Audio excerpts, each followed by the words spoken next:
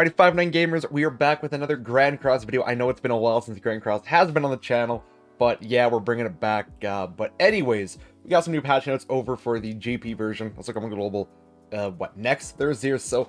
But we have a new SARIEL coming to Grand Cross, and he seems pretty good. From first glance, probably going to be a real menace in PvP, so let's quickly go over him. Same grace, I believe, as the original SARIEL, and then his unique increases the 4 Archangel allies crit damage by 8% for every buff effect on the battlefield, limited to 5 times. You know, you have the Margaret Ludociel, he, whatever, is going to be buffing them. 2 buffs for each unit, so you already have 6, and crit damage by 8% to 5? What is that, 45% crit damage? That's going to be very good, especially because this guy has Cleave, which additional damage equal to 75x crit damage to 100%. I'm not actually 100% sure how Cleave works. Again, I'm just getting back into Grand Cross, and I kind of forget. But 300% damage at rank 3 with the Cleave and the crazy crit damage buff is going to be very good. Now, what I think is going to make him really good is he has another counter ability, assuming it stands for 2 turns, taunting enemies, increasing damage dealt by 60%, reducing damage by 60%, and inflicts damage equal to 450% of attack when taking attacks. Of course, it'll scale up from level 1, 2, and 3, but that level 3 looks really nasty, especially the reduces damage taken. Now, Grand Cross is a bit weird with their percentages. I think you actually can get somewhere close to like 100% damage reduction in some content, but you'll still take like 30k damage from a suit or an ultimate, which is a bit weird, but whatever. Combine that with Margaret Ludociel, their buff effect, giving damage taken and damage received like reduction and increase, is going to be really, really good with this guy. And he's probably going to be hitting like a truck. I gotta imagine his stats are going to be, you know, decent. And then the ultimate is inflict suppress damage equal to 300% attack on all enemies. With suppress, for every stance effect on the hero, increases damage dealt by 40%. He's already going to be giving himself probably 2.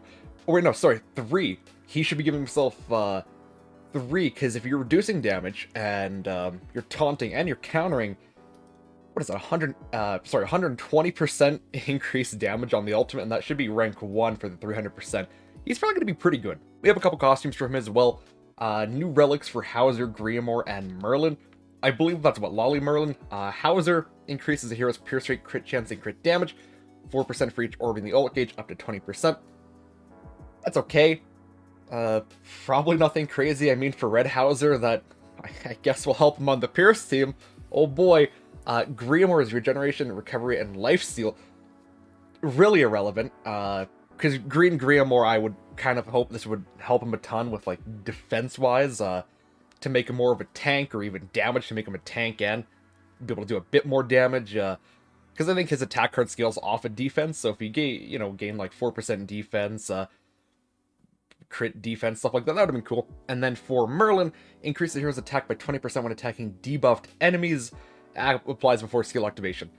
That's pretty good. I mean, she actually hits decently hard, so hey, that's pretty good. Next up, we have some basic quality of life stuff. Very cool. Maximum equipment you can salvage. Cool. I believe redstones now go to 999 per box space. Very cool. More artifact packs, skip animation, ultimate, and skill preview. The affection reward scroll, I'm pretty sure, is this on screen right now. I guess that's been changed. Improved skill preview of the character list, and selling from inventory exchange shop will not reset the scroll now. Again, just nice quality of life stuff. Costume sales and rerun, again, neat. If you miss these outfits, I definitely did, so I will be trying to pick up a couple of these. You got some basic missions and whatnot.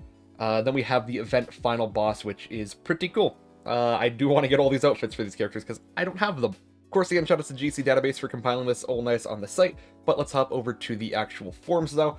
7 new packs will be available for SARIEL. Definitely, if you're going to be summoned for him, probably worth it to go ahead and pick up. These packs are actually really cool right here. $10 for 100 hammers, $10 for 100 of these gems, of course, actual gems, and then $5, and you get one of these packs. I believe you can buy this 3 times, and these have a, like, kind of, luck of the draw type thing. 5% chance for gems, 15% chance for what you see there, 20%, 20-20. Decent? I mean, for $5, say you get 25 gems, that's pretty much a multi for $5 plus what you get, 10 gems? 5 gems. So $5, if you win the 5%, you get a full multi for $5. If not, you could maybe get hammers or purple stones or whatnot. Decent value, not the worst. And now we actually have the banner for SARIEL. And it's decent. Well, of course, I have to see the rates, but I'm imagining it's probably going to be, abysmal because, Grand Cross doesn't necessarily have good banners. But we have SARIEL, of course, Princess Brynhildr. I think she's really good for the bird. Same with the...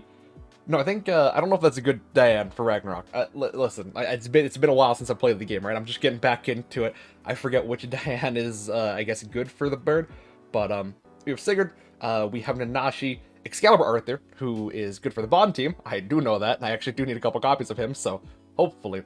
The Holy Knight Hauser, I think that is the red one? But that might actually be the blue one that came out, but I would assume he would have had, like a summer kind of prefix, because I'm pretty sure he was a summertime unit.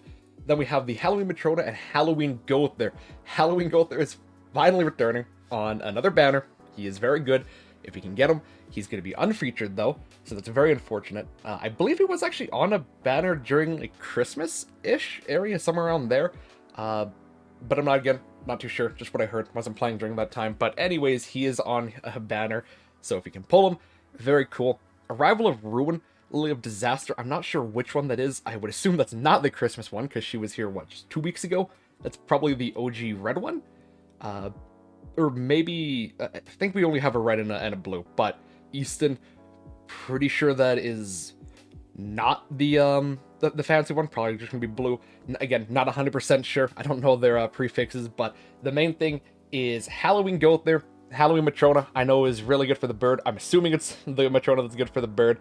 But yeah, decent banner, decent lineup, could be a lot worse, could be, complete garbage, a lot of day one SSRs, mileage, 300, 600, guaranteed copy of SARIEL, pretty decent overall. Don't know if it's really worth summoning. I wouldn't call this a bait banner, but we just had the Darkness melee come out, we're probably going to get a light type character soon. So it's hard to say if you really should summon for this. I mean, if you're missing, like, the entire banner, kind of like I am. I mean, I do actually have Halloween Gother, but, 1/6, so if I could pull more copies, that'd be cool.